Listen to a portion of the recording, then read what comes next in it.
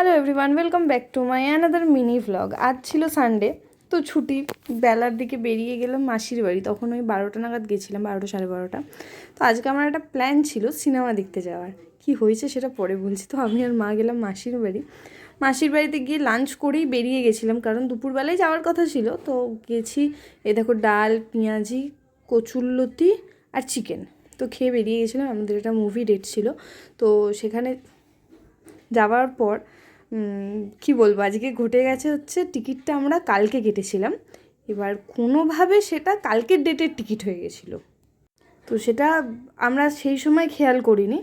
আজকে যখন আমি গেছি ওখানে, দিয়ে আমার টিকিট শো করছি, তো ওদের স্ক্যান হচ্ছে না। তো তারপর তারা বলে কি এটা তো কালকের ডেটের টিকিট। এবার আমাদের টাইমিং ছিল 2:30 শোয়ের।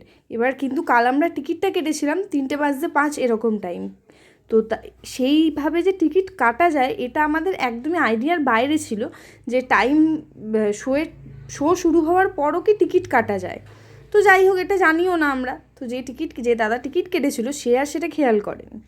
তো গিয়ে তারপর অনেক রিকোয়েস্ট করাতে তাদের বললাম যে দেখুন আমরা আজকের দিনের ভেবেই কেটেছি। তো তখন আমাদের আবার সিট খালি ছিল বলে আমাদের ঢুকতে দিল। যাই হোক, আমরা দেখে টেকলে বাড়ি এলাম। এসেই চা খেলাম, মাসির বাড়িতে গজা খেলাম। তারপর আমার একটা বন্ধু এসেছিলো, সে আমাকে গিফটটা দিয়ে গেছে। তো আজকের দিনটাকে এখানেই শেষ করছি। যদি ভালো লেগে থাকে please do like, share and subscribe.